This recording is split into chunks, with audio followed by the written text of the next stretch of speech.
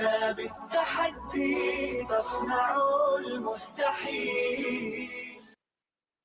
Assalamu alaikum wa rahmatullahi wa barakatuh. Ahlan wa sahlan wa marhaban bikum. And welcome to the Iftar program on Salam Media on this Saturday afternoon. My name is Faizel Patel. Inshallah, I will be in your company until about Iftar time this evening. So please stay tuned for all the latest updates on the beautiful month of Ramadan. So just give you an idea what's coming up in the show. And before we do that, inshallah, let's just take this opportunity to welcome all those listening to us on medium wave, rather on the Salam media platforms. That's on Facebook and also on the other social media platforms. Remember, you can interact with me by sending me a tweet on at Faizel Patel 143. You can also interact with me by going to facebook.com/Faizel Patel, and you can also then check me out on Instagram as well. So coming up in the show, inshallah, we will be speaking about beautiful aspects of the month of Ramadan. We have an interview at about 5 o'clock this afternoon. We're going to be speaking to somebody with regards to Halim. Yes, Halim is my favorite staple diet for the month of Ramadan, but no doubt a lot of you enjoy it as well. So we'll be speaking to somebody with regards to that. That's Maulana Yusuf. That's coming up a little later this afternoon. And then just before Iftar, we will have some nasiha by Maulana Yusuf Osman. So that will also be coming up in the show. So a lot to talk about. As I mentioned, you can interact with me and send me the tweets and send me any comments that you want, inshallah. Then we can then obviously share it with our listeners. So today is the 14th of Ramadan. We almost the halfway mark. Remember, in Islam, the Islamic month has 29 days, and inshallah we're almost the halfway mark. So maybe you can share with us how has it been going so far, and give us some interactions on there as well. So 15 days, we got another 15 days to go, and a lot more to look forward to. You would have been also going towards the halfway mark for your Quran. Some people have maybe completed their Quran as well. And remember, this year's Ramadan is very, very much easier, inshallah. Allah subhanahu wa ta'ala has made it easy for us. The lockdown, the state of disaster has been uplifted. The masajid are 50% of capacity. A lot of people are going, and a lot of hufat, especially this year, got a lot of places where they can read as well. So maybe share with us how Taraweeh has been going. So maybe that's a little bit easier for you as well. I know for me, Taraweeh sometimes becomes a bit difficult because obviously the work that we are involved in, and it takes getting used to again. It's actually not 20 rakats, it's actually 37 rakats with the Fajr, with the Isha that actually comes in. So a lot to look forward to, as I mentioned. But let's speak about the salah times or the iftar breaking times for some of the different areas. And we're going to start off with Johannesburg. And the reason I'm saying is this because we started off around just past 6 o'clock in Johannesburg, and now we're moving a little bit earlier and earlier because obviously winter is beginning to set in. Also, the weather has been playing havoc across the country. In Johannesburg today, especially after a beautiful Jummah that we had yesterday, and then also, unfortunately, very, very sadly, the people of KwaZulu-Natal who have lost their lives. The death toll is now gone up to 398. It was 395 yesterday. It's now gone to 398, and a lot of people losing their lives. I think one of the du'as that we should be engaging in, inshallah, is that Allah subhanahu wa ta'ala make it easy for these people. A lot of people have lost their homes. A lot of people have lost their families. I've been reporting on this with the Citizen, and it's really, really tragic. It's really heartbreaking. Think about it. You're living in Durban. Your whole house has collapsed. You lost your all your livelihood, your furniture, your groceries. And I want to also take this opportunity, make this dua for everybody, inshallah. I'll try to make it easy for them. And also the emergency workers. I think they've been absolutely phenomenal rescuing people for different organizations that are involved. And then the humanitarian NGOs, a lot of people have been involved in there, from Gift of the Givers to Salam Media to many others, Africa Muslims Agency, Sabri Shishti society as well have all been involved in distributing much needed aid. Remember, these people haven't got food to eat, they've lost everything. I spoke to an organization the other week where some people were actually housed in the NMJ hall in what you call this in Durban, and they rescued a little baby as young as 5 years old, and they also rescued a 99-year-old woman. So they need our duas. But let's not confine ourselves only to South Africa. Remember that. On Friday and on Thursday, there were massive clashes at the Masjid al-Aqsa in Palestine, and I see a lot of the mainstream media. I've seen some of the reports. A lot of people have been tweeting me, sending me messages, and saying that the global media have actually obscured or failed to report on this. Unfortunately, and I don't want to delve into the newsy aspect because this is an iftar program, but a lot of the people said the mainstream media have actually obscured from reporting this. I took it upon myself to report it for the citizens. So there is an article that is written, and Ukraine and Russia has been given, unfortunately, precedence with the reporting, and the Palestinian issue has not been given. So at least I think last time I checked, and I wrote a story yesterday, about 158 people that have died in Palestine, not by died, I apologize, that have been wounded in clashes with Masjid al-Aqsa. And unfortunately, we're going to see this rhetoric where sometimes mainstream media then report on how Palestinians were throwing stones and that sort of stuff. But this is not the case. There's no need to actually use lethal force against people, especially at that time of the morning. So please, a lot of people requesting du'as. The du'as that you should make this evening ahead of the iftar is the du'a that Allah subhanahu wa ta'ala make it easy for the people of KwaZulu-Natal, and also make it easy for the people of Palestine. You need to remember them in your du'as. And let's put it this way, a lot of people need du'as from across the world, even here in South Africa, and we will come down to that. But let's speak on first about the iftar time. So we're going to start in Johannesburg. The iftar today sets in Johannesburg at around 5:55. So 5:55 today, Maghrib sets in Johannesburg. That's the time you're going to be breaking fast. So normally in the area that you live, you'll probably have the siren that goes off and the adhan thereafter. So you can see it's coming earlier. I think yesterday was around 5:56. Today it's 5:55. So you are in the Joburg region, then please take note that the iftar time sets in at 5:55. Inshallah, we will go through them again. And then we're coming on to Durban area. The Durban area, if you are in Durban, the Maghrib sets in at 17:39. We also know it as 5:39 p.m. So that's slightly earlier than Johannesburg by a few minutes, well, at least 10-15 minutes. So that's 5:39 in the Durban area. And then we move on to Cape Town, where the time then sets in Cape Town very, very much later. That is 6:26 p.m. this evening. So that's in Cape Town. If you are tuned in from Cape Town, please take note that the iftar time sets in at that particular time. So those are just some of the times. And please take note of it. The one thing that I've been grappling with, I don't know if the listeners at home have been as well, is the Seri. It has become sometimes difficult, especially when you're working late, and unfortunately the work that I do, sometimes you work late, and we must one or two series, but it becomes very difficult. So Allah subhanahu wa ta'ala make it easy for us to do that as well. And as far as the Quran is concerned, I was speaking about it a little bit earlier, and at the moment, the masajid are reading around, I think, 1.25 paras. They'll now reduce that slightly to 1 para as they come on past the 15th. And remember, this evening will be the 15th of Ramadan.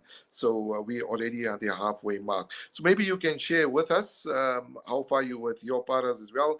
And if you do want to call in, I'm sure you can call in as well, and you can send me messages. To tell you where I'm broadcasting from at the moment, last week we were broadcasting from the Nizamiya Masjid, a wonderful, wonderful program there. You would have seen me interviewing some of the people at the Nizamiya Masjid during the first iftar program. We're speaking about that. I actually enjoyed that particular iftar program because, sometimes the non-Muslim community may not understand how to understand fasting in Ramadan. They understand how Muslims fast, the Iftar, and that sort of stuff. And I've been writing a series of articles for the Citizen on Ramadan. So it will be everything from when the moon was sighted to how the fast starts, that kind of stuff, and the longest and shortest fast. That's what I'm going to share with you now, inshallah, after the break. The longest and shortest fast across the world. So a little bit more about the Nizamiya program. The Nizamiya program basically brings together people from different faiths. So Hindu, Christian, Muslim, Jewish, different ministers, MECs. There were a lot of MECs. The Gauteng Premier was supposed to be there as well, but unfortunately he couldn't make it due to other commitments. Remember, we had the unrest in Soweto, so he was preoccupied with that. And basically it was under the theme of unity and friendship. And that is so important at the moment. A lot of people ask me, Faizel, how is it to fast? They think it's similar to the Hindu fast where you're allowed to drink water and that kind of stuff, but it's not. And when I explain to them that you're not even allowed to drink water, so sharing in unity, bringing people together, and at this particular Iftar program, they call it the Iftar dinner at the Nizamiya Masjid. There was a Jewish person that actually spoke. We had Judge Kolappan there as well, and we had a number of people. Previous years included Mufti Meng, Ismail Wadi, there was also there as well. So one of the messages that resonated from there, which I spoke to about was the MEC for Finance in Gauteng. And obviously we need to have more like this. South Africa at the moment, unfortunately, it is fragmented with regards to the diversity we've seen in the Soweto riots, the Steep Sloot riots. We've seen obviously foreign nationals being attacked. One person was actually killed there, and we've seen xenophobic violence as well across. So we need to coalesce. We need to end these factions and come together as one South Africa. And from the Muslim community also, I think it's very important. There's so much happening in the Muslim community at the moment, whether it's theft and murder and many other aspects as well. And unfortunately, these things are creating a blemish on the Muslim community, and that one's high esteem that the Muslim community held is slowly, people are getting now different motives, and they're speaking about different things. We need to show that we have our resolve. So very, very important. But what we're going to do in the meanwhile is maybe just go for a quick break, and after the break, inshallah, we will then continue with the Iftar program. Stay tuned to Salam Media. Remember that this program is being broadcast on various social media platforms. If you need to interact with me, there are various channels as well. Please let's do so, and let's make this a very interactive program. Let's go for a quick break, and we'll be right back after this. Or link to a spiritual Ramadan. لا تقل لوحدي أو كيف السبيل أنت بالتحدي تصنع المستحيل. Automate your donations. Allah's Messenger ﷺ said, "The most beloved deed to Allah is the most regular and constant, even if it were little." Bukhari.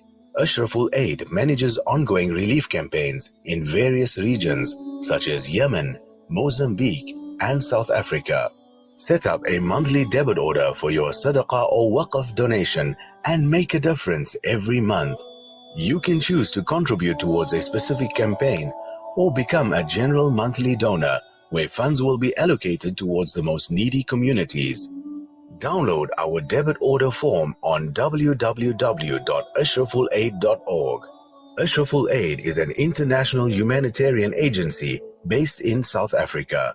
Through our local operations team and global partners, we assist communities affected by disaster, famine, and war in 15 countries around the world.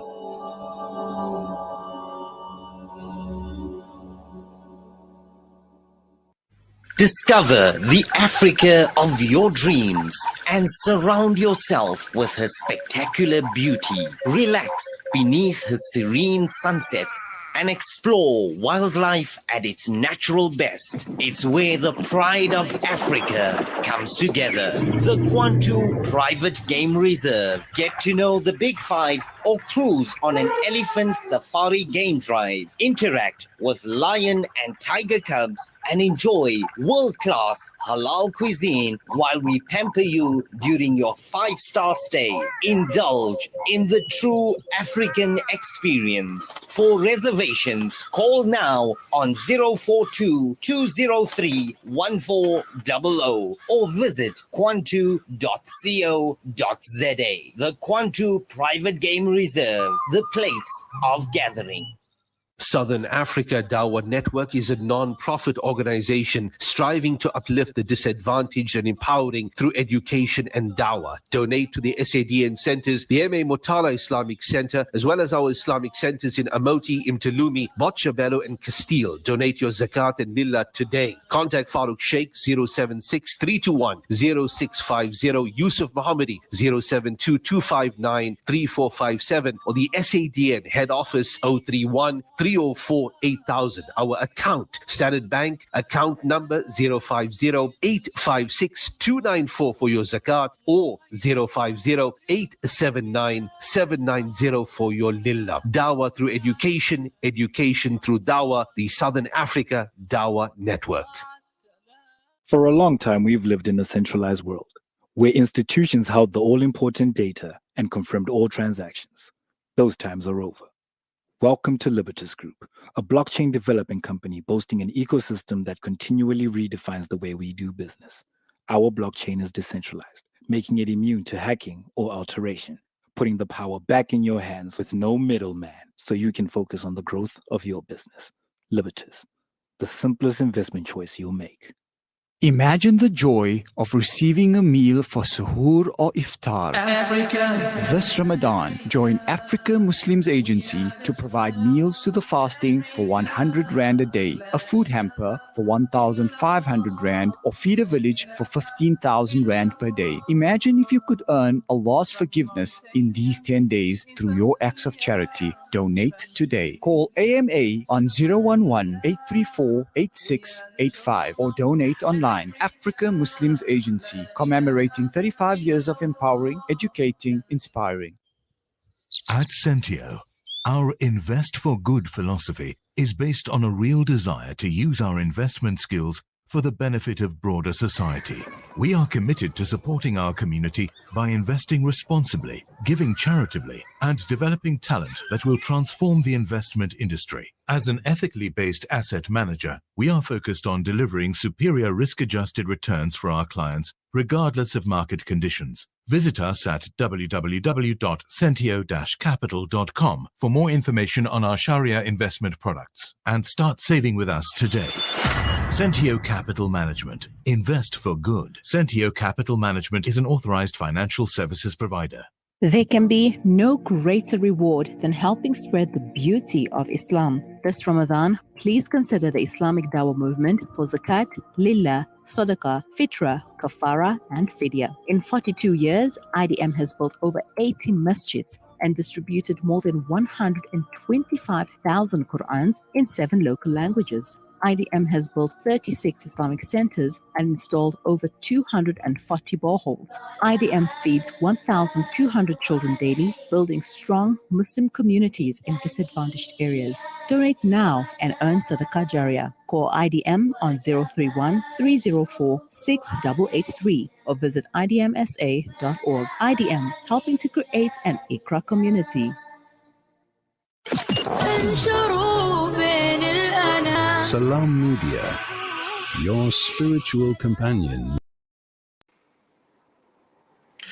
Assalamu alaikum wa rahmatullahi wa barakatuh. Welcome back to the Iftar program on Salam Media. My name is Faizel Patel. Once again, let's take this opportunity to welcome all those tuned in via the social media platforms. It is an absolute pleasure to be in your company. It is cold and rainy in Gauteng, where we are from. I'm broadcasting, strangely enough, from the lounge of my brother's home here in Lenasia. Last week we were at the Nizamiya Masjid, so I try to do it from different locations, inshallah, to get a ambience of the area that where Ramadan is experienced.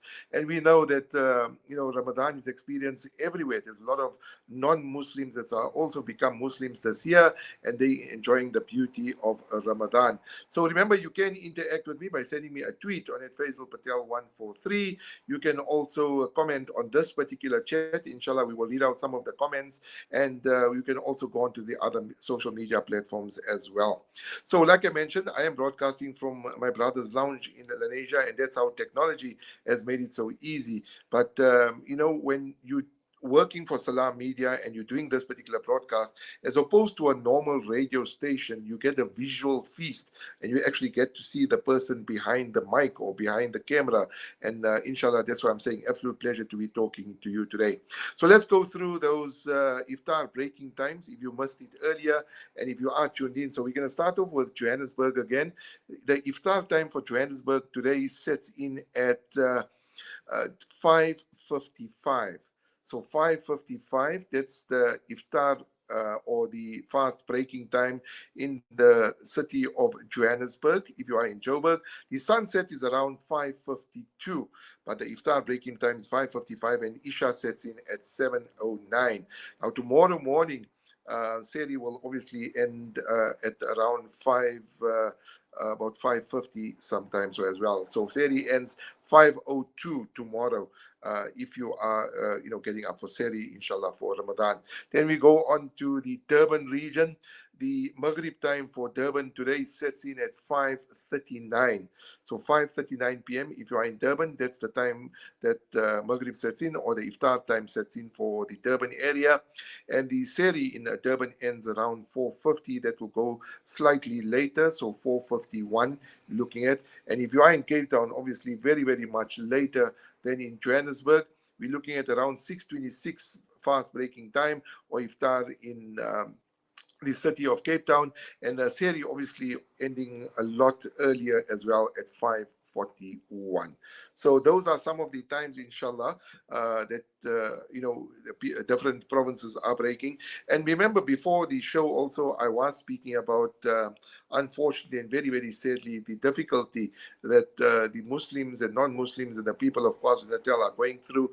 Please do remember them in your du'as. I know a lot of people have been affected as well, so we need to make dua for them. And then also, I think the very, very big one is, and we feel sad for them, is the people of Palestine. I mean, yes, the day before they were in Masjid al-Aqsa. This is not the first time they do this. Unfortunately, the Zionist regime tend to do this, especially during the month of Ramadan. We've seen last year similar scenes as well.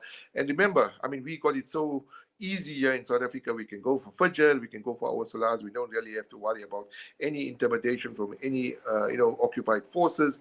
And that's why it's so important, inshallah, to remember our brothers and sisters in Palestine.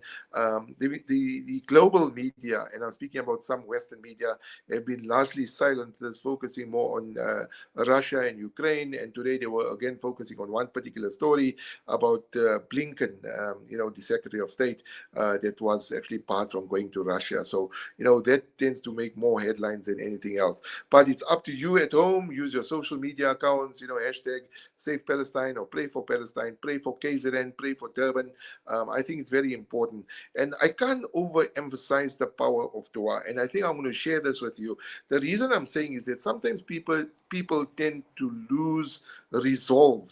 When I'm saying tend to lose resolve, in a sense that, you haven't got a job, or your wife wants a child, or you haven't seen your son, or you haven't seen your father or your mother for years, and you make dua, you sit every day on the musalla, and you think that Allah subhanahu wa ta'ala is not listening to your duas.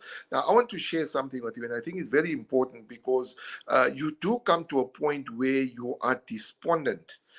You're very sad, and you're saying, Allah subhanahu wa ta'ala, why are you not accepting my du'as? Why are I'm waiting. But Allah subhanahu wa ta'ala tests you in different ways. And that is what Ramadan is about, isn't it? It's a test of time.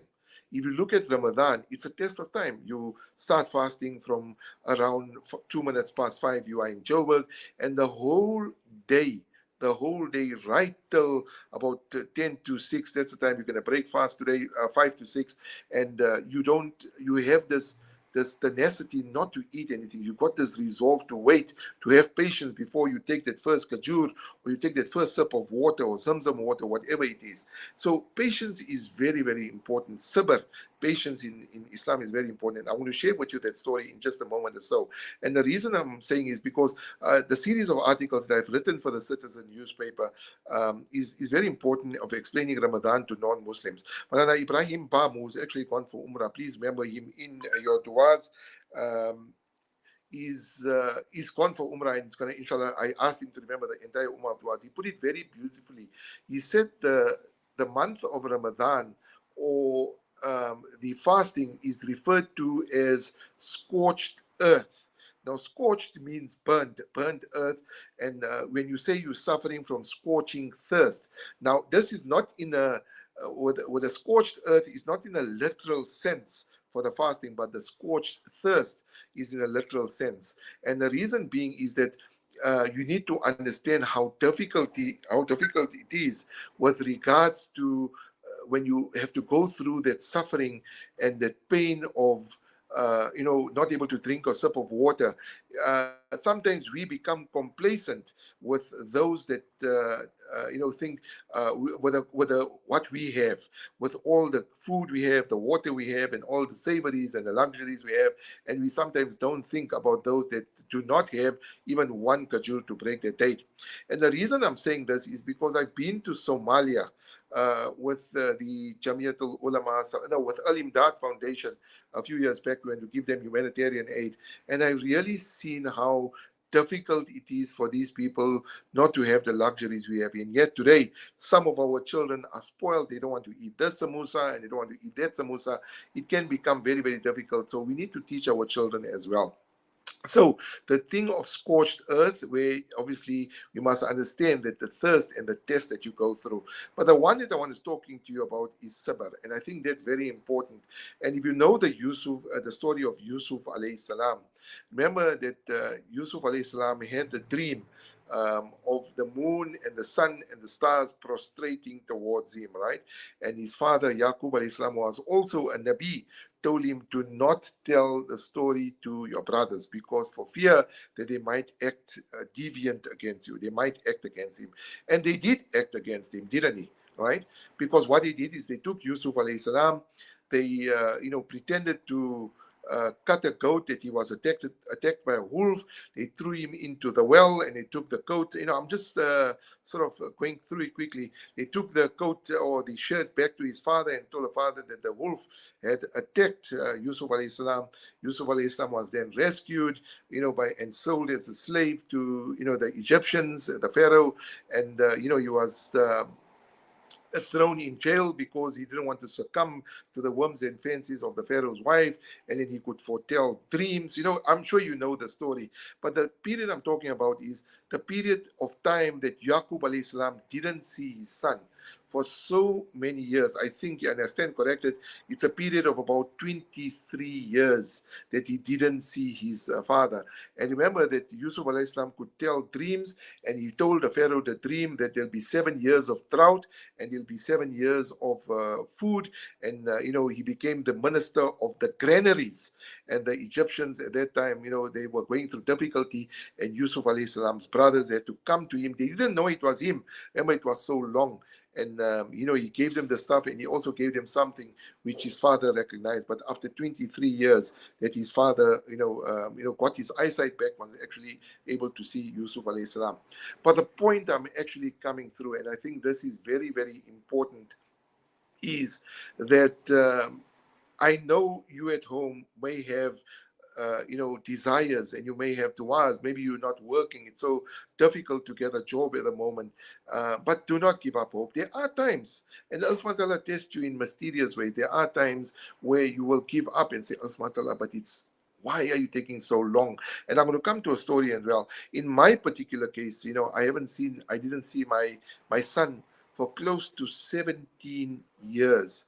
I didn't see him. And Allah subhanahu wa ta'ala has worked this miracle, and I call it a miracle because I managed now, me and him have been reunited after 17 years. And the last I seen him was 5 years old, and now he's 23 years old, but Allah subhanahu wa ta'ala has brought us together. So I used to sit on the musalla every day. Think about it, every day, every salah for 17 years. And Allah subhanahu wa ta'ala is rewinded. Allah tested me. There were times when I wanted to give up. I just couldn't handle it. And I would say, enough is enough. I can't handle this.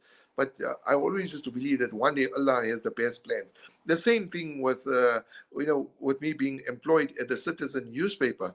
After I left the previous radio station, I waited, and there were times where you're sending your CV and nothing is happening, and you ask Allah, when am I going to get a job? When am I going to get a job? And then I was approached by Salam Media, by Ponti and Shamshir, the wonderful management team at Salam Media, and they offered me the tech show, and to do some news articles for them. And then I got a job at the Citizen, and at the same time I got an interview at ENCA. So Allah subhanahu wa ta'ala open up the doors. But there were times also where you say, when am I going to get a job? Money is running out. How are you going to look after your family? And that's where your total reliance on Allah subhanahu wa ta'ala is very, very important. You can't give up.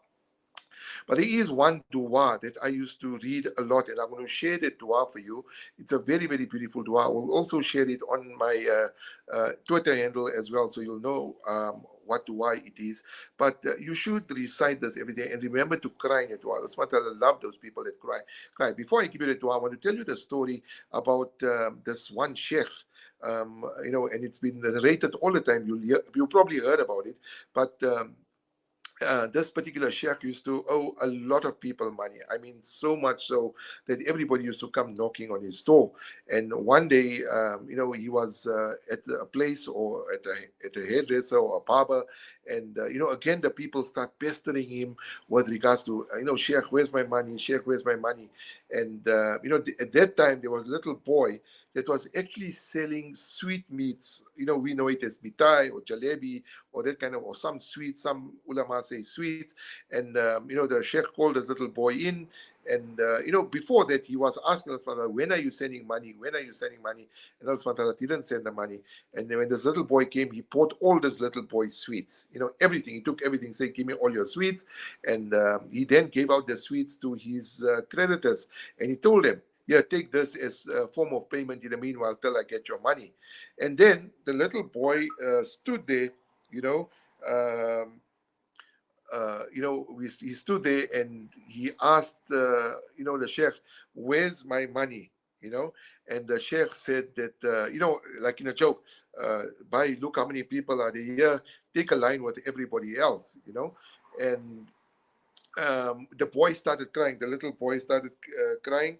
And then Allah subhanahu wa ta'ala sent down aid, and obviously assisted the sheikh. So then the sheikh asked Allah subhanahu wa ta'ala, but why? Like he says, no, because this boy was so sincere in his dua that he wanted his money, that I actually granted it. So it's very, very important to know that, that you must never give up. And the dua that I want to share with you, it's very, very simple. If you can actually, I can't remember the name of the supara or the Jews that it comes from, but I'm sure that somebody that's a hafiz. I'm not a hafiz, but I learned this dua of very, very nicely. I did share it with Ashraf Garda on his particular program, but I'm going to read it out for you, inshallah. And then also you can try to learn it. So it goes as such. It's very, very beautiful. Allahu latifum bi ibadihi yarzuqu may yasha wal qawiyyul aziz. Allahu latifum bi ibadihi yarzuqu may yasha wal qawiyyul aziz. So that's the dua. I'm going to read it again for you. Allahu latifum bi ibadihi yarzuqu may yasha. So very, very simple. Basically, it means that Allah subhanahu wa ta'ala will never let any person go hungry, or He will always make it easy for you to find a job and increase your sustenance. You must always have faith in Allah subhanahu wa ta'ala. Right? So one more time before I repeat it. Allahu latifum bi ibadihi yarzuqu may yasha وهو القوي العزيز. So very, very simple. I will share that on my Twitter handle, inshallah, and I will then also, put it on my Twitter handle, and you can also maybe speak to a Hafiz, you'll know the dua. So just for the benefit again, I've repeated so many times, so surely you would have committed by heart now. Allahu latifum bi ibadi yarzuqu man yasha wa huwa al-qawiyyul aziz. So very, very simple, inshallah. But let's do this. Let's go for a quick break. And then after the break, inshallah, we will share a lot more on this iftar program. We still got a lot more coming up. At around 5 o'clock, we're going to be speaking to Maulana Yusuf from Sabri Chishti Society. One of the things that they do during the blessed month of Ramadan is distribute Halim. Them, among many other organizations. And I can be honest with you, I truly, truly love Halim. I mean, I can eat it like every day. And this is just my opinion, but I believe Sabri Chishti's Halim is just a very, very high quality. So we're going to be asking him about the Halim process and also how they go about distribution, where they get the money. And inshallah, Maulana Yusuf will join us a little bit later, inshallah. And then just towards the end of the program, that's about at 1:45, we do have some nasiha, which I think is very important. That is a very spiritual time from the time of iftar to time of breaking fast. So that period of between 5 and 6 minutes, very spiritual time where du'as are normally and usually accepted. So Mullah Yusuf Osman will give us some nasiha, and then we'll read the du'a before fasting, and we can break our fast, inshallah. So let's go for a quick break. After the break, inshallah, we will continue with the program. Stay tuned to Salam Media, the various social media platforms, and if there's any way you want to interact with me, please do so, and inshallah we can read out some of these comments on air. Stay tuned to Salam Media. Salam Media, your spiritual companion this Ramadan. Give charity without delay, for it stands in the way of calamities. For child-headed households in Bloemendal in the Eastern Cape, the daily diet consists of white bread and a carton of cheap juice or sugar water, known locally as the poppy water diet. Make a difference to that one child or family. The Al-Fida Foundation has over the past 13 years worked on the ground and gathered the largest database in the Eastern Cape region of Muslim zakah recipients. Phone our offices at 041 484 1288 or visit our website at www.alfida.co.za. The Al-Fida Foundation, your social investment partner in the Eastern Cape. What makes Randery Jewelers the optimum place for your memorable gift? Is it our range of exclusive, high-end, luxurious jewellery? Or is it our master craftsmanship of all your bespoke jewellery needs? We believe it's because at Randery Jewelers, we know just how to make your special moments last forever. Whether it's for a wedding, anniversary, or just a simple gift to show your love, trust Randery Jewelers to make it special. www.randeryjewelers.com. Make your moments last forever with Randery Jewelers, the family name you can trust. There are an estimate of 153 million orphans worldwide. Change their lives by donating towards our Orphan Kind program. For 750 Rand per month, you can be the reason an orphan smiles. Go on, be Orphan Kind. Visit www.pennyappeal.org.za or call 031 1100 573 to find out how you can help save these children's lives. Penny Appeal. Small change, big difference. Alhamdulillah, we are finally free of riba. Berkat smells lovely. Yeah, with Yakina, I managed to stop all the riba, Hajo. This insurance price is going up again. Oh, we are not free of riba, Babu. You need to stop the insurance. We have to have insurance, Hajo. You know how bad it is with all the crime and the accidents. Have a little yakin now, Babu. Yeah, man, I do have a little yakin. But I wish there was a way to leave all these riba insurance companies, man. It's my riba. Babu, I can't handle this. The stench. It stinks. Is that my underarms? No, the riba stinks. Please find a way to stop this riba insurance, Babu. Leaving riba insurance is easier than you'd think. Call Amana IFS for all your personal and commercial takaful needs. 0861 786 393. Amana, leave riba for good. Amana IFS is a registered financial services provider. Southern Africa Dawah Network is a non-profit organization striving to uplift the disadvantaged and empowering through education and dawah. Donate to the SADN centers, the MA Motala Islamic Center, as well as our Islamic centers in Amoti, Imtalumi, Botshabelo and Castile. Donate your zakat and lillah today. Contact Farooq Sheikh 076-321-0650, Yusuf Mohammadi 072-259-3457, or the SADN head office 031-304-8000. Our account, Standard Bank, account number 050-856-294 for your zakat, or 050-879-790 for your lillah. Dawah through education, education through dawah, the Southern Africa Dawah Network. Salam Media, your link to a spiritual Ramadan. لا تقل لي وحدي أو كيف السبيل أنت بالتحدي تصنع المستحيل رسول الله رسول الله رسول الله رسول الله رسول الله رسول الله.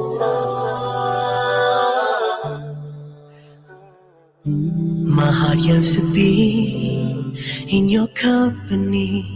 Oh, hey, proclaim your call, setting shackled minds free. Hey, defend your person and fulfill every decree. Fight at your side, repel each enemy. See your face with its moonlight quality. Would that this honor be given to me? Rasulullah, Rasulullah, Rasulullah, Rasulullah, Rasulullah, Rasulullah, Rasulullah, Sallallahu Alaihi Wasallam. Sallallahu Alaihi Wasallam.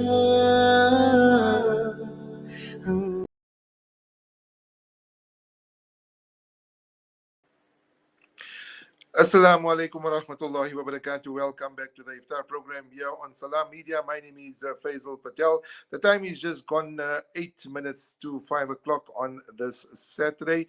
We've got just about an hour, I think, or less than it, about an hour, I think, before we do break the fast here in Johannesburg. Let's go through those times again. If you are in the city of Joburg, the time for Iftar this evening sets in at around 5 to 6 this evening. That has gone significantly earlier from the time that we started, inshallah. So that's 5 to 6 in the city of Johannesburg. If you are in Durban, the time for Iftar this evening is at around 17:39, or we know it as 5:39 p.m. So that's about 20 to 6 this evening. And then also in Cape Town, if you are in Cape Town, the time for Iftar this evening, it's at around 26 minutes past 6 o'clock. Remember, I did speak before the break. We got a number of things still coming up. At about 5 o'clock, which is about 7 minutes past now, or just a few minutes after that, we're going to be speaking to Maulana Yusuf from Sabri Chishti Society. And they do Halim distribution every Sunday. If you are in Lens, they do Halim distribution every Sunday from 2 o'clock onwards until about 4 o'clock, if I'm not mistaken. And this is one of a number of organizations that's doing Halim distributions in Lenasia and many other areas. I've been collecting Halim for many years from Sabri Chishti, and I think, in my opinion, obviously everybody will have a different opinion, but in my opinion, I think their Halim is absolutely delicious. If you are in Lens, make your way to the Sabri Chishti Society tomorrow. They are in Oak Avenue, where the Sabri Chishti Masjid is, and there's an open area, parking area there, where they do distribute the Halim. I was speaking to Ponti, that's the station manager for Salam Media, just before coming on, and he was telling me he's actually craving halim. So I told him to go to Sabri Chishti tomorrow. So if you are around, then please do go there and get yourself some halim. You know, we always tease one another. We say it's the ghee buckets, when you go with the ghee buckets to get your halim. So yeah, and especially in this weather, I think halim and hot naan. I shouldn't be speaking about this, right? Iftar is still far away, but halim and hot naan is absolutely just delicious in this particular weather. And I've even myself, my kids, my wife, we crave halim. I think it's just something that is synonymous with Ramadan as opposed to the different savories that you get. Speaking about savories, I mean, there's so many that at the moment and it's different names, rockets and moons and space invaders, and oh my God, they're coming out with different names these days. But yeah, savories tend to dominate the iftar table, especially during Ramadan. So let me know what your favorite savories are. There are a few that I do like and I want to share with you. Obviously, the samosa is a favorite among many, many people, but you do have different variants now. So you get the cheese samosa, and you get muns, you get chicken muns, and you get steak, and many, many others. So I actually like very strong samosas, pure beef muns, and then also the cheese. I think is quite delicious as well. And then the other savories that I like, my mother, marhum mother Farida Patel, please remember in your duas, she used to make fish cakes. I love fish cakes. She used to make it very, very nice. And my wife now makes it, but it can never be like your mother's, no matter how much anybody tries. So the fish cakes I like a lot. And then there's another thing, I pronounce it vana, but I'm sure a lot of people will call it, some people call it vade.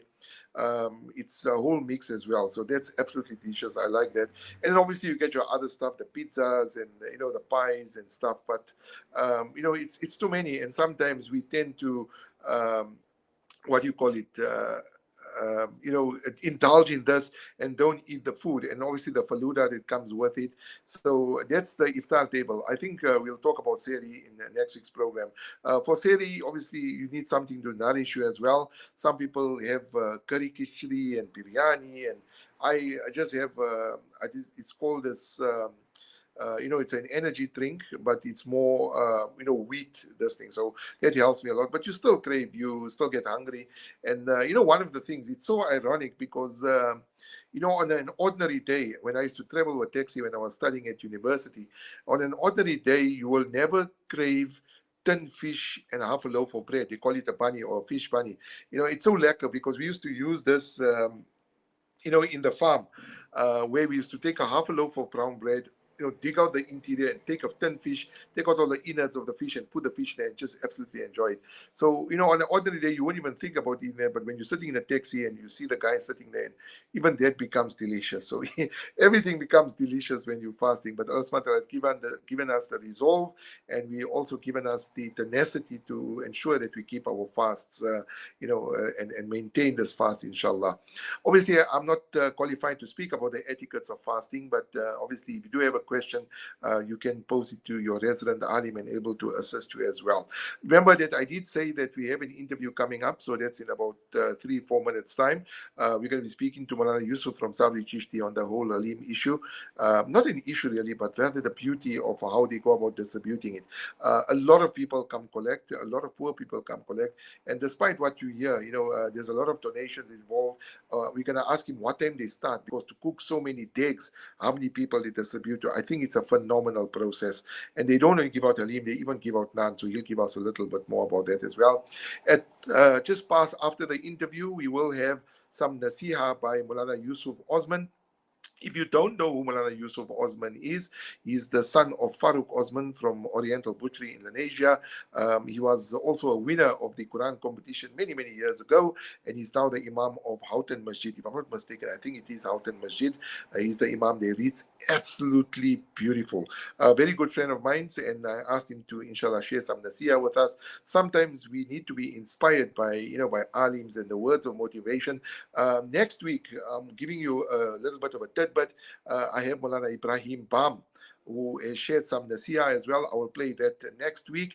And then the last week, we also will be speaking to some people from Bosmont Masjid, inshallah, where we will get some nasiha from them. One of the things I enjoyed about the Bosmont community, I think, and I want to mention them, the reason being is because I've seen the muhabba among the Bosmont community, and I'm sure a lot of people are tuned in.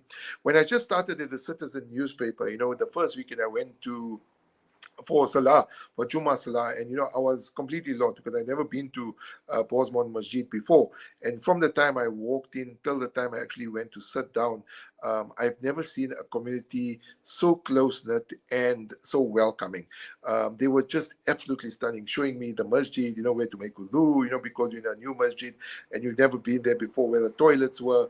And what was very, very beautiful that I really enjoyed was when I walked into the masjid, I sat in one corner, and there came a point in time where the entire masjid, whoever was there at that time so early, all the people in the masjid started reciting Surah Yasin in chorus. I mean, it was just absolutely wonderful. And then this last week when I was at work and I went for Jummah Salah, I actually started reading Surah Yasin with them as well. So, the close-knit community, and one of the people that are instrumental in there is Faizel Salih. I'm sure you will know him. They had their fete recently at the Bosmont Masjid.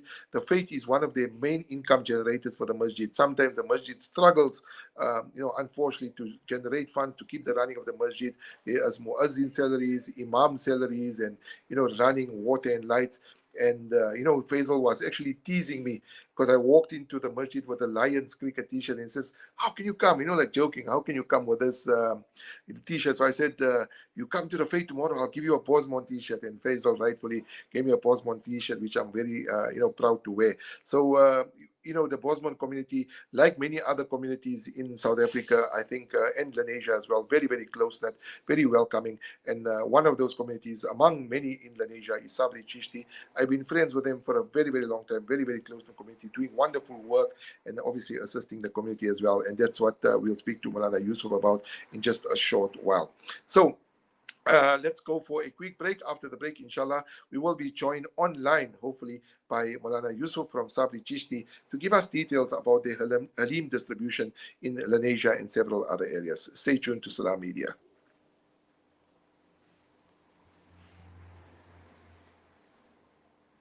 Salam Media, your spiritual companion this Ramadan. The global wheat market is in turmoil and prices have risen rapidly.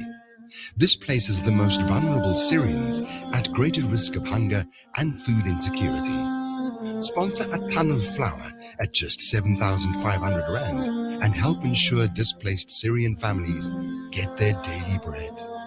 Donate flour for Syria online at alimdad.com or call 0861 786 243 for more information. It's a wonder how kids get anything done these days. With all the distractions, when do they even get time to study? As a mother, all I can really do is make sure they have all they need to perform at their best. That's why I choose to include Sunfoil, triple refined pure sunflower oil with every meal I make. Naturally cholesterol-free and approved by the Heart and Stroke Foundation as part of a balanced eating plan. So whether I'm cooking, frying, or baking, I know every dish will be a wholesome one. Sunfoil, now we're cooking. Zakah has the power to end extreme poverty. If the whole world gave zakah, it could end extreme poverty many times over. Islamic Relief has been distributing zakah for over 38 years. Our zakah policy complies with strict Sharia guidelines. It's endorsed by qualified scholars, and it only goes to eligible rights holders.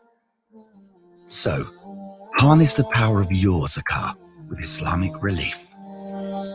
There's no smell that takes me back to the comfort of my childhood than the smell of black seed oil being applied by my nani. Now I'm using Tib black seed in my own home to soothe sniffles and coughs, to help with digestion and immunity, and of course, as part of my beauty routine.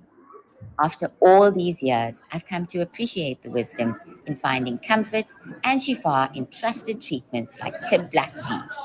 You can find Tib black seed at all leading pharmacies or find out more at blackseed.co.za.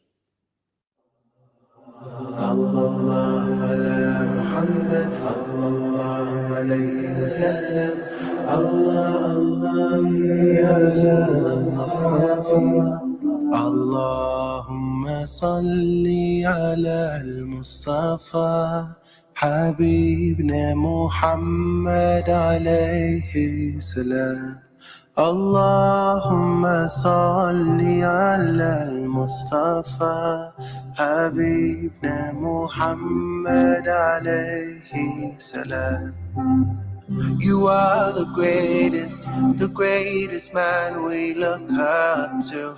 And I stay faithful, I learn my lessons all through you. The final prophet, he led the way, so we stay true.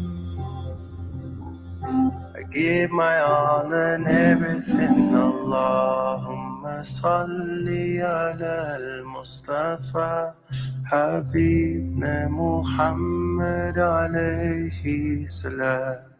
Allahumma salli ala al-Mustafa Habibna Muhammad alayhi. Assalamu alaikum wa rahmatullahi wa barakatuh. Welcome back to Salam Media. This is the Iftar program with myself, Faizel Patel. We just got less than about 45 minutes, before Iftar sets in here in Johannesburg. Let's go through those times quickly. If you are in Joburg, Iftar sets in at around 5:55 this evening. So we got about 50 minutes left. My calculations are incorrect. So 5:55, Iftar sets in here in Johannesburg.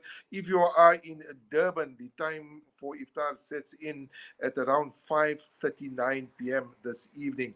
So we've got about 34 minutes left before the time for Iftar sets in Durban. I'm sure a lot of people are waiting there, inshallah. And then if you're in Cape Town, obviously a lot later there. That time, the time sets in at around 6:26 p.m. That's in Cape Town. So those are the Iftar breaking times for the different provinces. I've been also getting a lot of messages with regards to that dua that I was mentioning. That's Allahu Latifum bi ibadi yarzuqu may yasha wa huwal qawiyul aziz. Well, I got the details. I actually made a note of it somewhere and I found it now. So I'm going to share it with you before we speak to Mullah Yusuf. So it comes from Surah Ashura. So that line or that ayah comes from Surah Ashura. It's Surah number 42. It's ayah number 19. So it's recited by, the one I put up was recited by Sheikh Mahir al-Muaikli. And basically it is a person who has financial problems, is highly indebted or lost his job, should recite this dua, inshallah. Allah, through the blessings of this dua, Allah will alleviate all his financial difficulties. That is the power of dua. So if you want to check out the dua, I'm going to repeat it again. Surah Ashura, which is Surah number 42, and it's ayat number 19, and it goes like this: Allahu latifum bi ibadi yarzuqu may yasha wa huwal qawiyul aziz. And any person that who has financial problems, is highly indebted, or lost his job should recite this dua. Inshallah, through the blessings of this dua, Allah subhanahu wa ta'ala will alleviate all his financial difficulties.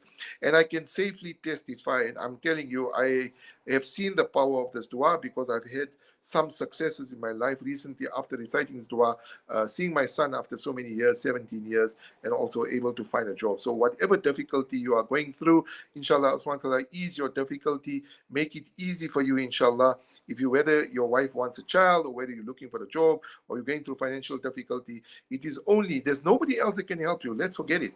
Nobody else can help you. Even if you get a job at the biggest company earning 10 million rand, it's Allah subhanahu wa ta'ala that makes it easy for you to get that job. So remember that Allah subhanahu wa ta'ala is there and he's hearing you, and he might not give you. The ulama say, and before you go this, I want to share this with you. The ulama say that Allah subhanahu wa ta'ala accepts all du'as, everything. He doesn't, sometimes you may think, no, he's not accepting. He accepts all du'as. Number one, he accepts your du'a and he gives you immediately what you want. You want a Ferrari or you want a job, everything he gives you immediately. Secondly, he doesn't give you what you want and he removes an obstacle from your path. So maybe you would have met up in an accident, or you would have been in danger. He removes that obstacle and he doesn't give you what you want. So he saves you and he looks after you. And third thing, if you ask for a BMW, Allah SWT says, no, I'm not giving you a BMW, I'm giving you a Ferrari.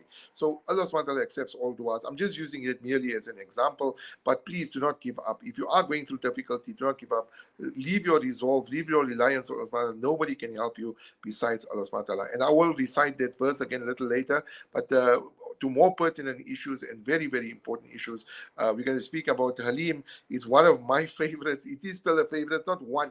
It is the favorite. And, I've shared a lot of details about Sabri Chishti's Halim distribution because I think they do a phenomenal job. Whenever I come there, Abu Bakr Sayyid and Abdullah Sayyid and the Sayyid brothers, I think they've been absolutely phenomenal, doing wonderful, wonderful work. Community with the ambulance service. They now got a fire engine as well, which was endorsed by the city of Johannesburg, and also the Halim distribution takes place in various areas. So let's welcome to the program Maulana Yusuf from Sabri Chishti. Maulana, assalamu alaikum wa rahmatullahi wa barakatuh. Wa alaikum assalam wa rahmatullahi wa barakatuh. Jazakallah for having me on your show, Brother Faizel. Maulana, how are you? How is Ramadan treating you? Alhamdulillah, shukr, going on. Shukr, alhamdulillah, Allah has been kind to us, merciful. Maulana, I was speaking about Sabri Chishti's Halim distribution. Obviously, this is done on a monthly basis. Let's start with where do you get the money from for doing this Halim distribution? Normally, you get mutton and chicken Halim, and this takes a lot of ingredients. Where does the donation come from? Look, alhamdulillah, I must say, our community has always been, partnering with us in any project that we embark on. And before the month of Ramadan, we contact a few people, some of our donors who on a monthly basis contribute to our projects. And we inform them of our intention of making Halim for the month of Ramadan. What would their participation be? And alhamdulillah, they are most generous. And people would say, all right, from my side, I would contribute towards 4 days. Others say 2 days. We have even people generous who contribute 10 days for the month of Ramadan. Maulana, with regards to the distribution areas, which areas does Sabri Chishti actually distribute to?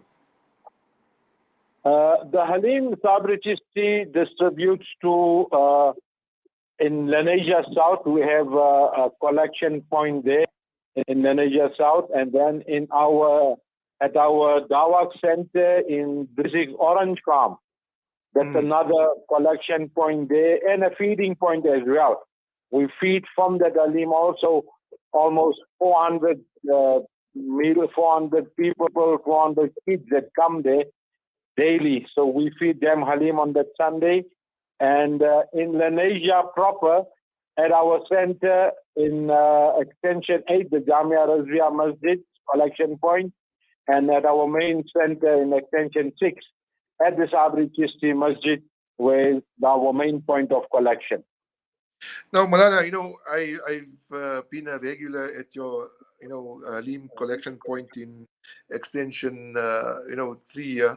I always meet the Sayyid brothers, Abdullah and Abu, and that kind of stuff. Maybe for our listeners, I don't know, some may not know what the ingredients of Halim are. I'm not sure if you do, but maybe you can share with us what goes into making a deg of Halim. You got me on the spot. I just left the cook. I'm just trying to see. I had the requisite here because I had to get some items for the cook this week. And as you say, it's not an easy task. There's a big thing that go in there. Firstly, meat.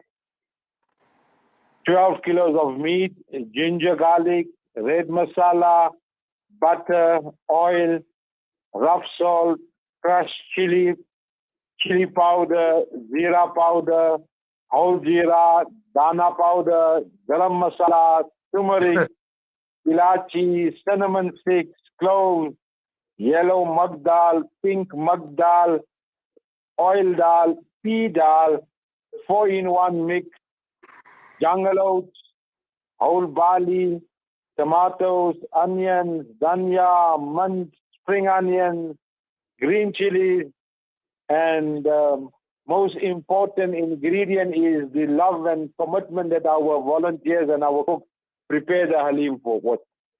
That's a lot of ingredients, Malana. So A let's lot, start. alhamdulillah. Your distribution in lanes, and I'm speaking specifically about the Sabri Chishti Masjid or in the parking lot behind, starts at around 2 o'clock tomorrow. And I've invited some of the listeners to actually try the Salim because in my opinion, I think it's the best Salim I've tasted. But for you to start distributing at 2 o'clock, what time do you actually start, or what time does a cook start actually preparing the Halim? The preparation of the halim starts from Saturday, from today. The cook was here this morning. Yes, from Saturday. He's got to prepare the 45 eggs that we're going to put on the fire tomorrow. He's got to prepare all the different dals according to the recipe of his. Soak it overnight in water. And morning after Sehri, after Fajr Salah, the fires are lit. The meat is marinated, prepared, and it's a whole 2-day procession before the halim gets ready for you at 2 o'clock, Brother Faizel. Gee. You were saying 45 dags, right? I mean, is that how much dags are cooked every Saturday and Sunday? Every Sunday, 45 dags, gee. 45 dags are cooked every Sunday. Now, I wanted to know, and I don't want to put them on this thing. I just want to give an idea to the listeners and the viewers the cost. How much would one dag of halim actually cost? How much does it actually cost? Look, we have costed the halim this year, taking into account all the ingredients, the wood, the labor, and that goes in for it. We have asked our sponsors 2,500 rands per dag. So 2,500 rand per dag times 45 dags per week. Yes. Oh, that's a lot, Malana. Now, I want to come on again to stats. So 45 dags, how many liters of halim does one dag have, more or less? One dag is anything over 60 liters. So 60 liters, or looking at 6 times 4, is like 2,500 liters of halim that is actually being distributed on a Sunday, every Sunday. Every Sunday, gee. And I must make a mention here that this contributions towards the halim is in no way any form of charity, zakat or sadaqah. It is purely the generosity of members in our community who contribute towards this and encourage us to continue providing for our community this delicious halim for the month of Ramadan. Yeah, I think that's where the confusion came in over the previous years, and maybe you can just clarify that. A lot of people thought that the halim was distributed on a zakat basis. So that's not the case at all. I mean, if people had a doubt, they should have asked. But from inception, it was always, on generosity of our donors. Like I say, even for the halim, we don't generally put out an appeal. We first tap on our donors and our members from the community and tell them our intention. And alhamdulillah, they're more than willing to contribute. In fact, the donors themselves then come with their containers to take their share home and go on a Sunday. Well, Anna, obviously we've seen some, adverse weather conditions, in and around Lenasia. I understand from the weather service, and unfortunately my journalistic, instincts kicking in. Tomorrow there is a possibility of rain. I know normally people stand outside in the parking lot, and there's a few lines where the Sayyid brothers and volunteers are actually dishing out the halim. With the rain, and it might possibly rain tomorrow, how is then it distributed to those people that want to come collect tomorrow? Look, alhamdulillah, I must say, since the beginning of Ramadan, we've had rain every weekend. Gee. Every weekend we've had rain. And the distribution of halim here at Sabri Chisti, what we have introduced is a drive-through collection point for Halim.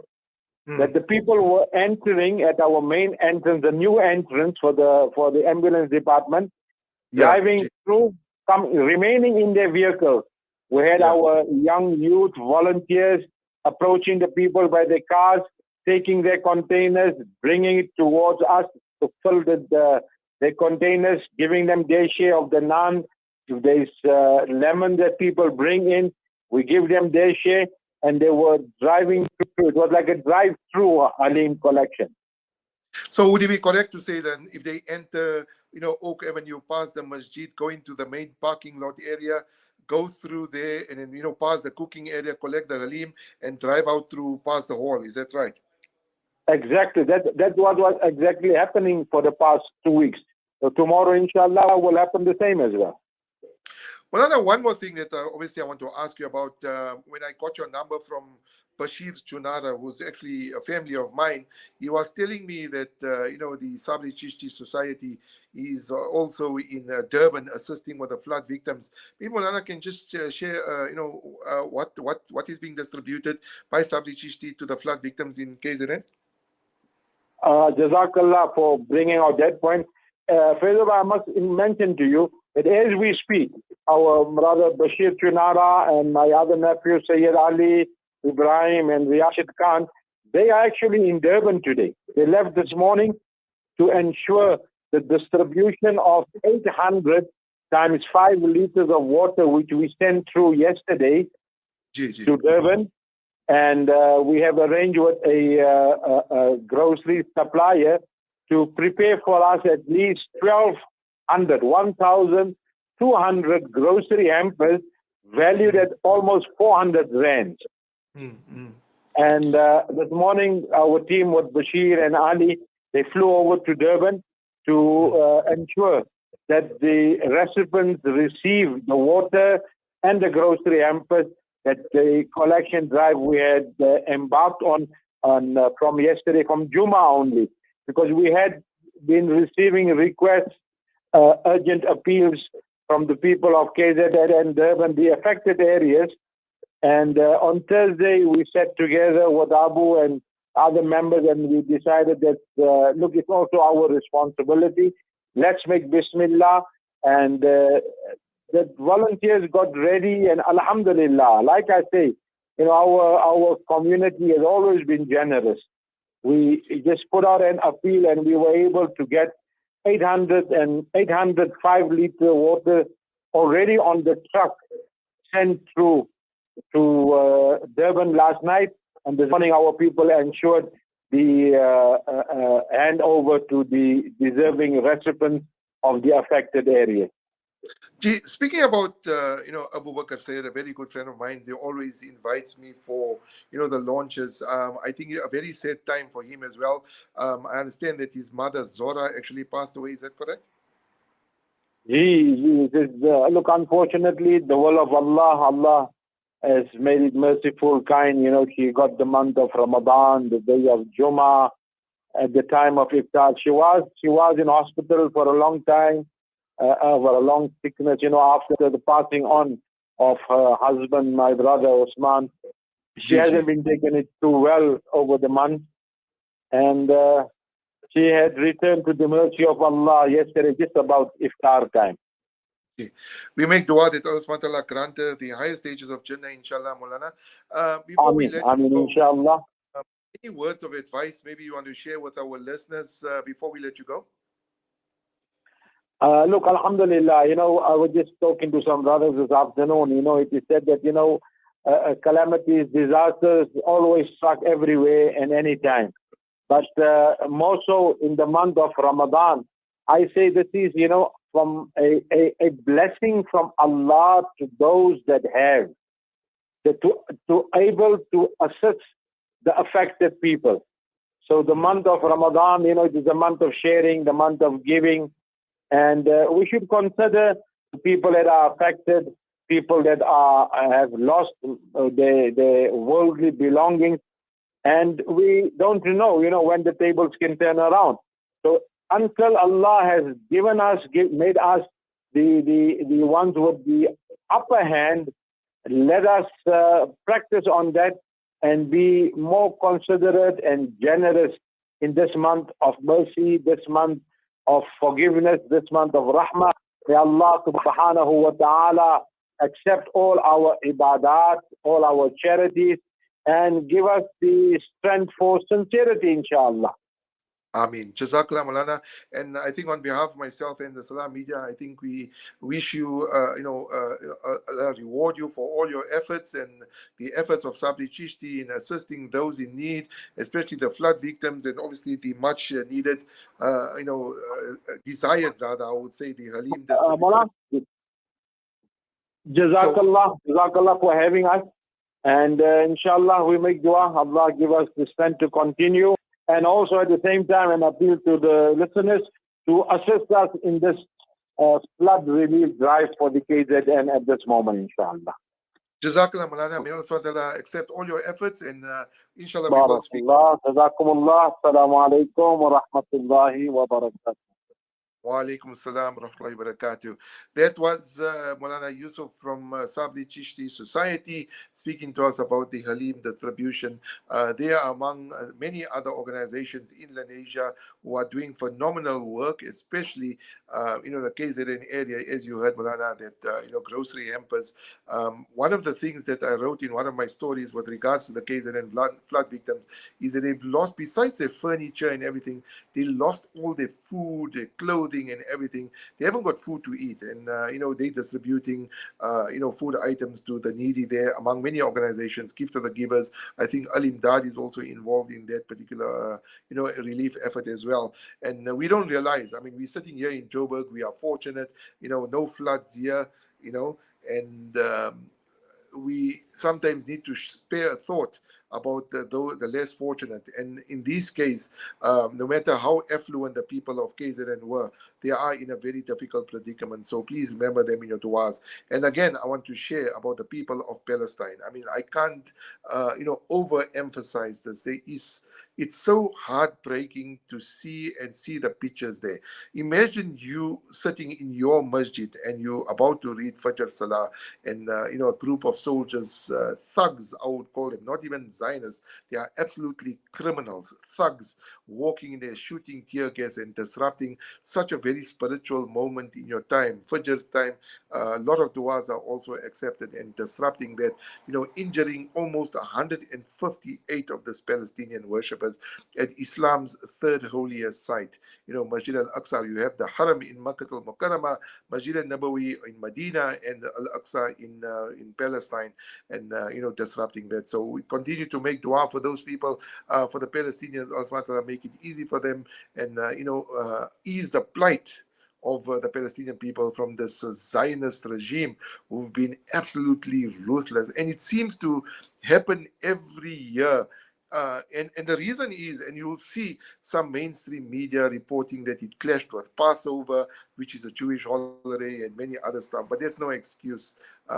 These people, the Israelis, know that it's Ramadan. They know what a spiritual time it's for the Muslim community, and yet they will resort to such measures. And in a masjid also, at the same time, the sanctity of the masjid was violated by these Israeli soldiers.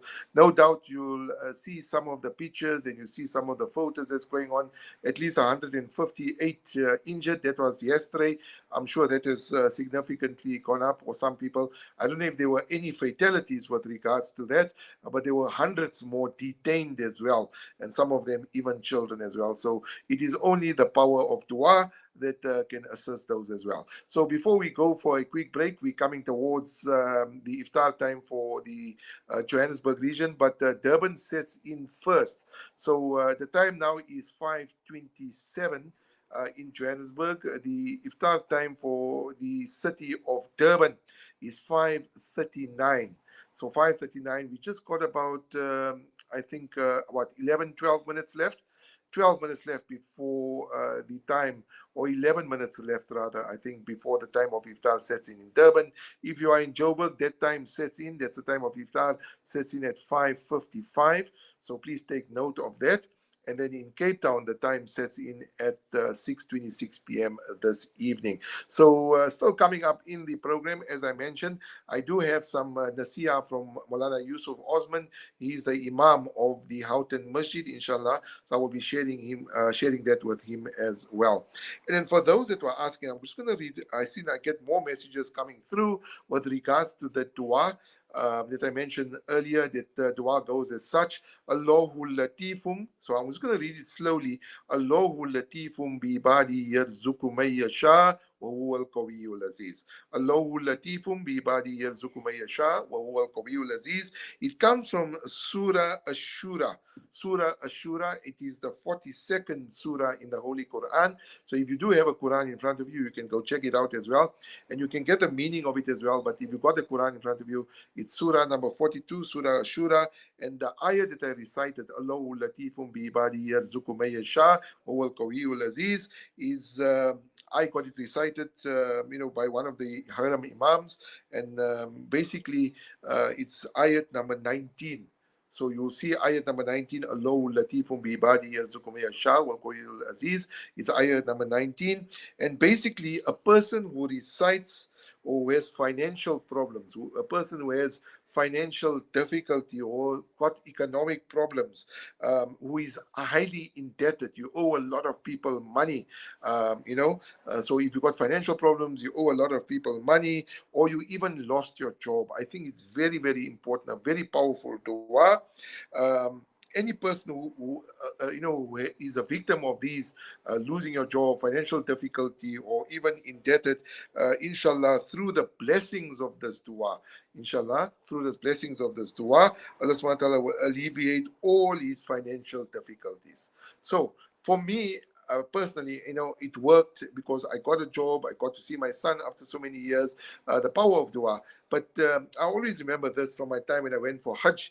They say that when an imam is reading salah and is making dua, the imam will be asking for apples and you want oranges. So while the imam is making your dua, make your own dua as well. And if he makes, he concludes his dua, carry on and making dua and ask Allah subhanahu wa ta'ala what you want. Because you never underestimate, and you'll see that I use the hashtag, the power of dua, because you can never underestimate the power of dua. Anybody's dua can be accepted. And I always have this habit, sometimes people criticize me whenever I see an old person walking, or if I see an elderly person walking, and if they need a lift and they're walking very far, I tend to assist them, maybe give them a lift, or that kind of stuff, maybe whatever they need. And at that moment in time, right? At that moment in time, you never know, that person will make dua for you, and Allah subhanahu wa ta'ala will accept the dua, and Allah subhanahu wa ta'ala will grant you what you want.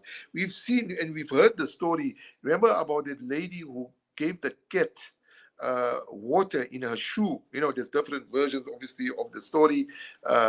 She was a night worker, or call it what you want, or different versions of the story. And all she did was give the cat. The cat was thirsty, and she gave the cat, and she passed away and she went to Jannah. What about the person that committed 99 murders? So you can't underestimate the power of dua. Allah subhanahu wa ta'ala will accept the dua. And please don't rely on anybody. Mullah Suleiman Mullah, he gave a story about how people tend to rely on others for acceptance of dua, or whether to be cured for illness or whatever it is. And they say, he gives a story. He says this person went to the doctor. He was happy. He went for his normal checkup. He's smiling, happy to see the doctor, asking how the doctor is and that kind of stuff. And then, he went for a few tests, and the doctor comes with this very, very bad news that, you got cancer. And this man's whole world, at that moment, by this, you have cancer, by those three words, his whole world comes down. The whole world comes down. And he's like, he's got cancer. You don't know what's going to happen, how far it is, and the medical aspects of it. And what does this person do? What does his family do? A lot of people making dua. Allah subhanahu wa ta'ala grant him shifa. Allah subhanahu wa ta'ala make it easy. He sits on the musalla making dua. Allah must grant him, the cancer must go into remission. And he's making dua, and he's relying on Allah subhanahu wa ta'ala, right? And then he goes to the doctor, he goes to the hospital and he goes for chemotherapy and he goes for whatever it is, whatever medication and treatment that they're doing for the cancer, especially chemotherapy. It can be very severe, and understand the victims. Sometimes cancer we'll never understand the chemotherapy and the adverse effects of chemotherapy, what the people go through.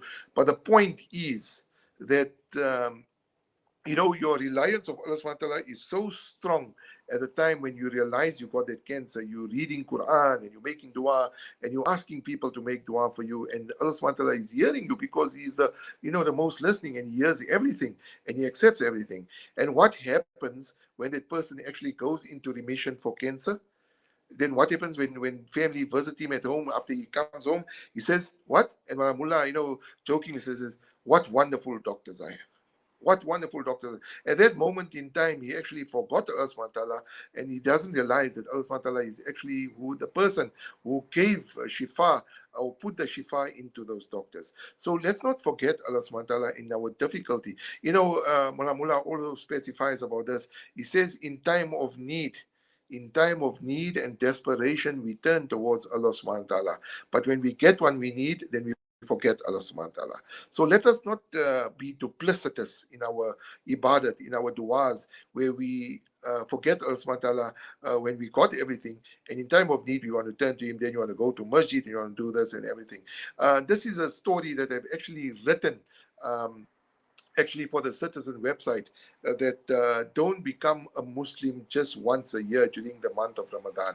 If you haven't opened up the Quran, if you're opening up the Quran now for the month of Ramadan, open up the Quran for the entire year, just not the month of Ramadan, right? If you're reading Salah, don't go for Salah just during the month of Ramadan. Go out of Ramadan as well. So it's very important, because we can't be part-time Muslims. You can't be sitting on the fence and say that in Ramadan, I'm going to take out my kurta and topi and the most expensive attar, and I'm going to go for Tarawih, and I'm going to do this, and I'll read namaz and everything. And then after Ramadan, the topi gets packed away, the Quran then gathers dust, and just sits there, and you don't open up the Quran. You don't go for any other salah. You only go for Jummah, like the Christians only go to church on a Sunday, and then the rest of the salah.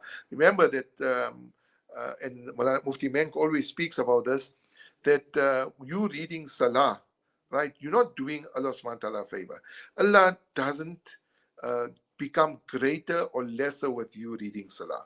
Salah is compulsory upon you whether you like it or not. So, and sometimes people will say, hey, check that Faizel out, check that out. That is a 5 times namazi. Yeah, it's a 5 times namazi, but there's no bragging rights there, right?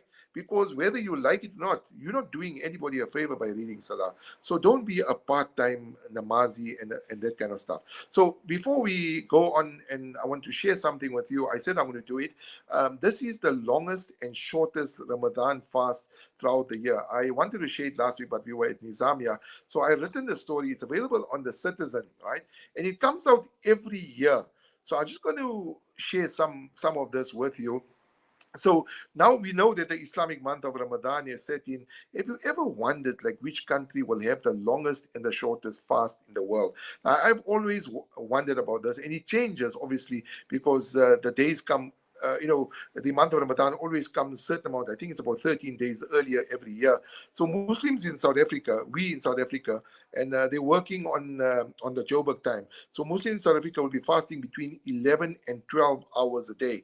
That's how much we fast, between 11 and 12 hours a day, which is among the shortest in the world. So we have the shortest fast in the world, and that is wonderful. So we must all say subhanallah, very, very short. We are also joined by New Zealand and Argentina. They tied with South Africa for the shortest time of period between 11 and 12 hours during the month of Ramadan. Now, this is in stark contrast to some of the other parts of the world where the fast lasts up to 16 plus hours. Imagine, that's almost a whole day, just 8 hours shy of a whole day, 16 hours, right? So Ramadan begins 10 to 12 days earlier. I was actually wrong of there, but it's I said 13, so it's between 10 to 12 10 to 12 days earlier each year, because the Islamic calendar is based on the lunar or Hijri calendar, with months that are 29 to 30 days long. Now, we don't want to go into the moon saga and whether the moon was sighted. We're going to see that issue again as we end towards Ramadan, when Eid sets in and the last fast comes in, whether the moon has been sighted. But that's a discussion for another day. So, as I mentioned, Ramadan starts 10 to 12 days earlier each year because the Islamic calendar is based on the lunar Hijri calendar. So the number of hours fasting in the holy month of Ramadan varies from country to country because the sunrise and sunsets occur at different times across countries, and therefore the number of daylight hours also differs. So let's take one country. Worshippers in a place called Reykjavik, I hope I pronounced it correctly, Reykjavik in Iceland have the longest fast, with time between dawn and sunset expected to be between 16 hours 50 minutes, almost 17 hours, right? Other cities with fasting time between 15 and 16 hours include Lisbon, which is Portugal, Paris in France, and Warsaw in Sweden, and London. The shortest time is a place called Ciudad del Este, Paraguay, including South Africa and New Zealand, as I mentioned, Montevideo in Uruguay, 11 to 12 hours, Brasilia in Brazil, 12 to 13 hours, and Harare, our neighbor, 12 to 13 hours. And the longest fast time, besides the ones I mentioned, Athens in Greece, 15 to 16 hours, Beijing in China. Let's not talk about, the Muslims there as well. They also going through difficulty there. Washington, D.C., 15 to 16 hours, and Ankara, Turkey, between 15 to 16 hours. Now, if you want to check out some of these articles, you can check it out on the Citizen's website. I've written a few stories there also about tips and advice with regards to fasting during Ramadan, nutrition as well. Sometimes some people lose weight during Ramadan because of the fasting. Some people pick up weight of Ramadan because you're eating a whole lot of savories and that kind of stuff. I tend to, pick up weight. I was speaking to a friend of mine's, one of the supermarket owners in Lenasia South, and he actually says he lost weight because he just has a few samosas. But some people tend to pick up weight because we're eating a whole lot of other stuff. Sometimes people only eat eccles. So one of the things we do indulge in eccles as well. But some of the things people do is obviously lose and pick up weight. But you're welcome to share that with me. And you got my Twitter handle, and inshallah we will discuss this more in detail in the next Iftar program as well. So the time for Iftar is already set in Durban. It is 5:40. For those that are in Durban, you can break your fast now. The time for Iftar is already set in, actually set in at 5:39. We just start 5:40, so that's just a few seconds over. In Johannesburg, we still got another 15 minutes. It's just gone 14 minutes now before we do, come out to the Iftar for Joburg. And in Cape Town, it's 6:26. So you still got about an hour there, just over an hour in Cape Town, or less than an hour. I think it's about 45 minutes before we go to Cape Town as well. What we're going to do now is we're going to go for a quick break. And after the break, inshallah, we will be having a short little discussion before we play that Nasiha by Maulana Yusuf Ozan, who is the Imam of Houghton Masjid. Stay tuned to Salam Media. This is the Iftar program with myself, Faizel Patel. Media live from our headquarters in South Africa. This is Salam Media, keeping you company this Ramadan. It's been a household name for years. It's been an important ingredient in South African kitchens, and it's been an affordable, healthy choice for your family. Helios. First our pure sunflower cooking oil, and now introducing Helios margarines and spreads. Following the same traditions and tastes you've grown to love and trust from Helios. Fortified with vitamins A, D, and E, also rich in omega-3 and 6 essential fatty acids for a healthy eating lifestyle. Helios margarine and spreads. Available now at all leading South African supermarkets. Helios margarine. The tradition lives on. There are an estimate of 153 million orphans worldwide. Change their lives by donating towards our Orphan Kind program. For 750 Rand per month, you can be the reason an orphan smiles. Go on, be Orphan Kind. Visit www.pennyappeal.org.za or call 031 1100 573 to find out how you can help save these children's lives. Penny Appeal. Small change, Big difference. Shimmer, sparkle, captivate. Nothing less than a masterpiece. Droplets of gold inspires precious design. Platinum bursts with intricate freshness. And every pure diamond becomes more than just a girl's best friend. Voda Gold Gem Jewelers, where timeless dreams become a reality. Come to us. We tailor-make designer gold, platinum, and diamond jewelry.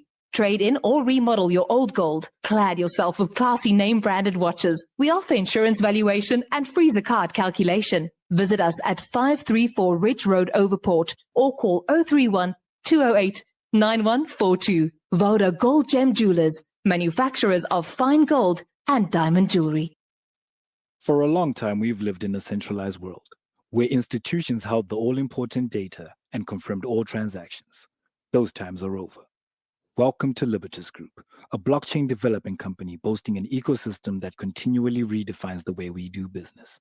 Our blockchain is decentralized, making it immune to hacking or alteration, putting the power back in your hands with no middleman so you can focus on the growth of your business. Libertas, the simplest investment choice you'll make. This Ramadan, spread the winds of generosity across the world with the Al Imdad Foundation. Sponsor a food hamper for just 600 Rand and help us deliver essential food aid supplies to struggling families in 40 countries globally. Let's feed the fasting this Ramadan. Donate online at alimdad.com or call 0861 786 243 for more information. There's no smell that takes me back to the comfort of my childhood than the smell of black seed oil being applied by my nani. Now I'm using Tib black seed in my own home to soothe sniffles and coughs, to help with digestion and immunity, and of course, as part of my beauty routine. After all these years, I've come to appreciate the wisdom in finding comfort and shifa in trusted treatments like Tib black seed. You can find Tib black seed at all leading pharmacies or find out more at blackseed.co.za. Salam Media, your spiritual companion. Assalamu alaikum wa rahmatullahi wa barakatuh. Welcome back to the Salam Media Iftar program. My name is Faizel Patel. The time is just gone 15. We just got 5:45. We got about 10 minutes left before Iftar sets in here in Johannesburg. Still coming up in the program, inshallah, we will be playing some Nasiha by Maulana Yusuf Osman. He is the Imam of the Houghton Masjid. So the time for Iftar in Johannesburg sets in at 5:55. We've got about 9 minutes left now, and we'll play that clip shortly, inshallah. The people in Durban, the listeners, viewers of Salam Media in Durban, that time set in at 5:39 this evening. So, inshallah, they enjoying some scrumptious meals. Hope you enjoyed. Please remember the Ummah and also the Palestinians and the people of KwaZulu-Natal in your duas. In Cape Town, the time for Iftar sets in at around 6:26 this evening. So they do have some time to go. So as we were speaking about, we had a PEC program today. We spoke to Mulana Yusuf with regards to the Halim distribution. Inshallah, over the weeks, we'll speak to a few more people with regards to their initiatives. There are a number of NGOs that are involved in Halim distribution. And I don't know about you, but have you ever noticed that, during the month of Ramadan, there always seems to be more barakah in everything, because Allah subhanahu wa ta'ala's rahmah and mercy descends upon the ummah. So a lot more rahmah that comes in. I don't see it these days, but in the olden days, in the older generation, how people used to send iftar dishes, from one house to another house, and the different samosas and everything. I don't know if it still takes place. I know in our community it does take place here and there, but in the olden days, the older generation used to send whatever you're making, and vice versa, and that kind of stuff. And there's nothing better than breaking, obviously, iftar in the masjid. In our masjid in Uthman Ghani, Indonesia South, people always gather there, and some masjids have phenomenal iftar programs as well. But may Allah subhanahu wa ta'ala accept all our efforts. We are coming on on to the 15th of Ramadan after today's Maghrib break and the Iftar program. Remember, in Islam, the day sets in at Maghrib time. So we'll already be touching on the 15th of Ramadan. We are halfway already. And how fast this month have flown. I mean, it is just absolutely shocking how quickly, and before you know it, it will be Eid, and Eid will be over, and we'll be heading toward Hajj. And then once Hajj comes in, then it's Bakrid, and then the year is already over already. So before we come on to the clip, let me take this opportunity to say that please remember the Ummah in your du'as, and may Allah accept all that. Remember all the marhumin that have passed away, especially during this month. One of them is Zora Bibi Sayyid, who is the mother of Abu Bakr Sayyid of Sabri Chishti, and all the other marhumin that have passed away over, from the time of Adam al-Islam till today. May Allah grant him the highest stage of Jannah.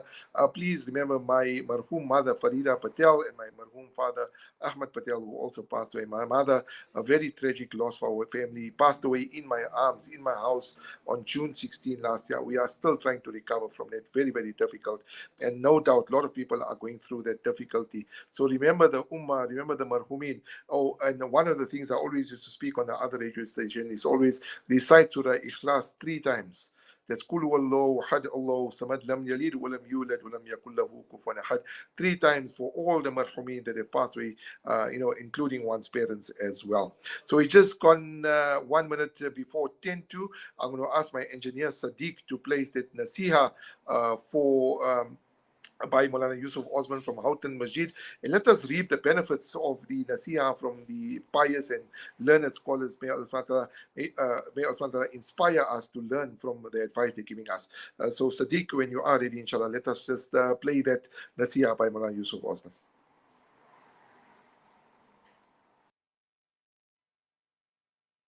والصلاة والسلام على رسول الله وبعد. Allah subhanahu wa ta'ala in the Quran has mentioned من جاء بالحسنة فله عشر أمثالها. The literal translation of it is, he who comes with a good deed will be rewarded tenfold. For him will be tenfold of the reward. And similarly, Allah subhanahu wa ta'ala then goes on to say that person who perpetrates an evil deed, then this person will be given a punishment according to that particular evil deed that he or she had committed. Here we learn something important, that Allah subhanahu wa ta'ala did not merely say that a person who just does a good action will be rewarded tenfold.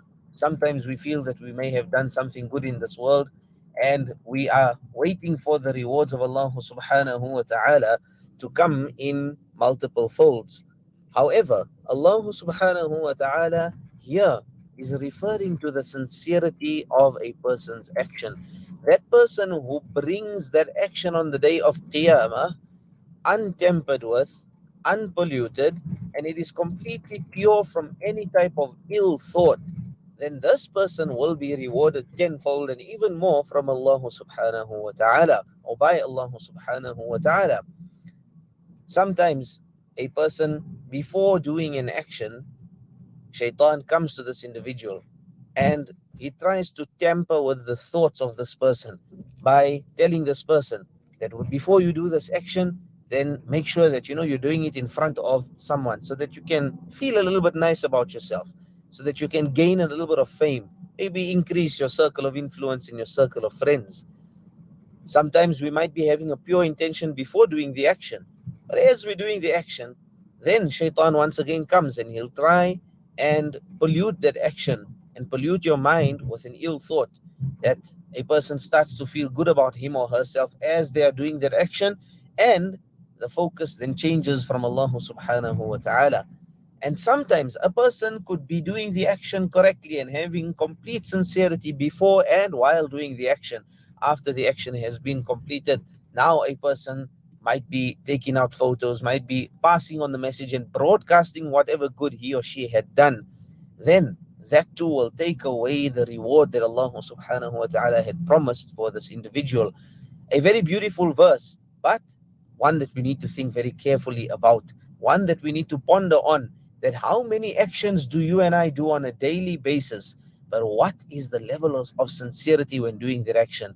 It's a very profound thing that each one of the Imams of Hadith, of the great books of Hadith, they would begin their books of Hadith with the famous words that emanated from the Mubarak lips of Nabi Muhammad sallallahu alayhi wasallam, إِنَّمَا الْأَعْمَالُ بِالنِّيَّاتِ, that actions are to be judged and will be based according to the intention with which it was done. Here, we need to take a moment, brothers and sisters, and do whatever it is to be done for Allah subhanahu wa ta'ala, wholly, solely, completely, totally, for His pleasure and for His love. May Allah subhanahu wa ta'ala inspire one and all.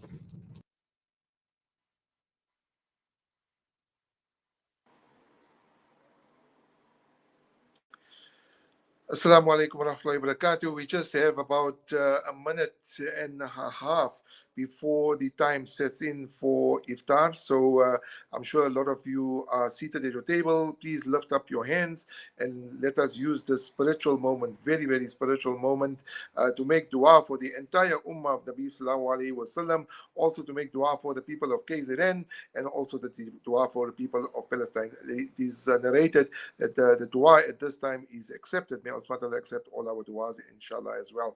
I also want to take this opportunity to wish my Mullah Yusuf Osman, Jazakallah so much for sharing this Nasiha with us, and also Mullah Yusuf from Sabri Chishti for obviously availing his time and allowing us to speak to him for a few minutes with regards to the Sabri Chishti's donations, and also I think very importantly to the Salam Media team, my engineer for this evening, Brother Sadiq, obviously for doing a wonderful job in allowing me to go on air.